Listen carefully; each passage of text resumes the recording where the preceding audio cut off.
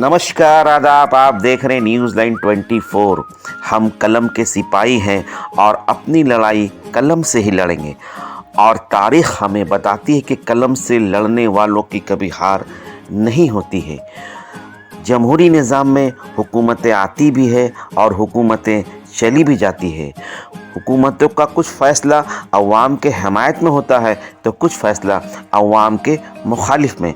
और जब फ़ैसला अवाम के मुखालिफ में हो तो अवाम जमहूरी निज़ाम का सहारा लेकर वोट के ज़रिया हुकूमत को सबक सिखा देती है। वाक़या यूँ है कि वेस्ट बंगाल सिविल सर्विस में 5 ज़ुबानों में स्टूडेंट को एग्ज़ाम देने की परमिशन थी, लेकिन सरकार ने इन दिनों जो नोटिफिकेशन जारी किया है उसके मुताबिक अब स्टूडेंट सिर्फ 2 ही ज़बानों में एग्ज़ाम दे सकेंगे और वो ज़बान बांग्ला या फिर नेपाली हो। और जाहिर सी बात है कि इन सिर्फ 2 ज़बानों की परमिशन होने की वजह कर बाकिया ज़बानों के जो स्टूडेंट हैं उनकी मुस्तकबिल तारीख़ होता हुआ दिखाई दे रही है।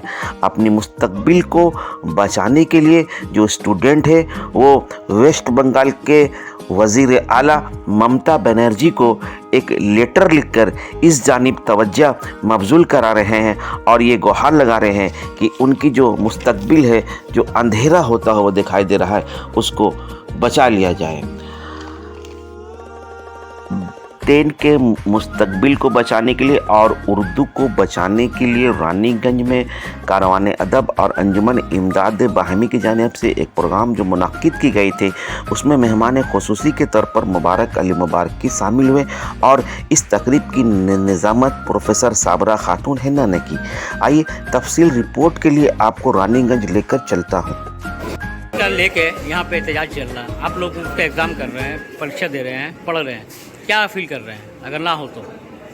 उर्दू है जिसका नाम है दाग, हम ही जानते हैं सारे जहां में हमारे ज़बान में। देखिए WBCS का इम्तहान हम 2-3 बार दिए हैं, प्रीलिम्स भी क्वालिफाई किए हैं, मेंस तक गए हैं, ऐसे है। और PSC का भी इम्तहान दिए। तो PSC का जितना भी एग्ज़ाम होता है उसमें अगर जो नॉन बंगाली जैसे उर्दू मीडियम, हिंदी मीडियम वे लोग जाते हैं तो इनसे पहले एक लिखाया जाता है, बेसिक नॉलेज आप जानते हैं कि मेरा पर्सनल एक्सपीरियंस है कि हम जब गए तो हमको एक पेपर अखबार दिया क्या आपने बांग्ला पढ़ो, हम बांग्ला पढ़ के दिखाए।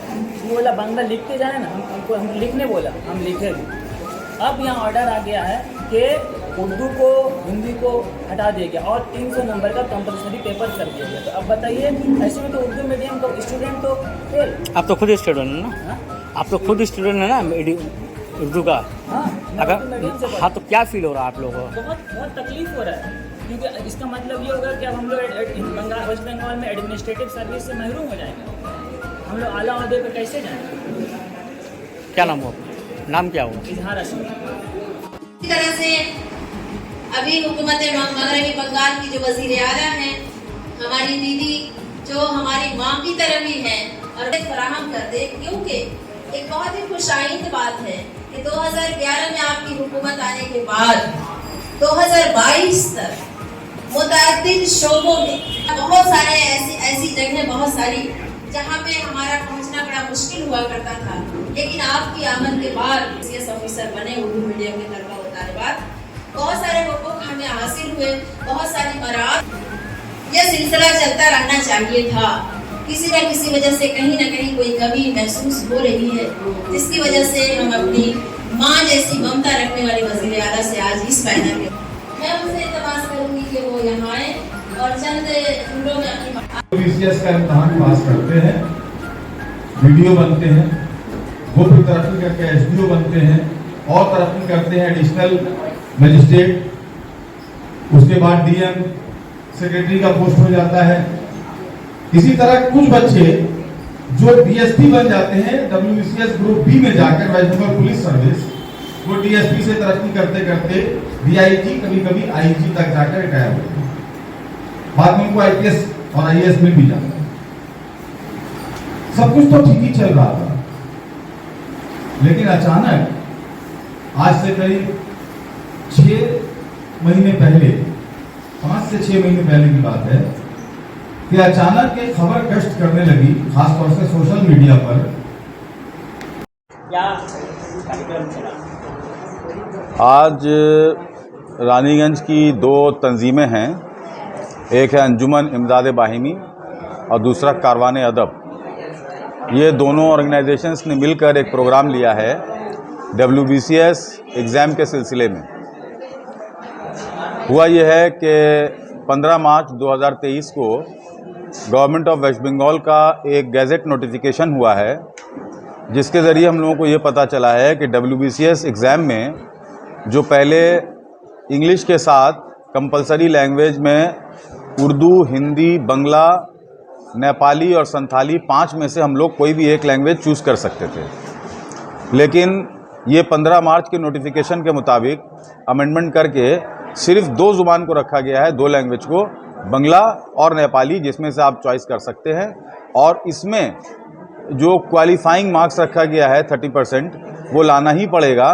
और जो बच्चा यानी जो कैंडिडेट ये क्वालिफाई नहीं करेगा बंगाली में या नेपाली में, उसके बाकी पेपर की जांच नहीं होगी, चेक नहीं किया जाएगा। प्रॉब्लम यहाँ ये खड़ा हो रहा है कि जो उर्दू मीडियम या हिंदी मीडियम के बच्चे हैं स्कूल के, वो उर्दू और हिंदी मीडियम स्कूलों में बंगला कंपलसरी बंगाल में नहीं है। तो हम लोग के बच्चे मीडियम उनका हिंदी या उर्दू है, फर्स्ट लैंग्वेज उर्दू या हिंदी है, सेकंड लैंग्वेज इंग्लिश है, वहाँ कोई प्रॉब्लम नहीं है।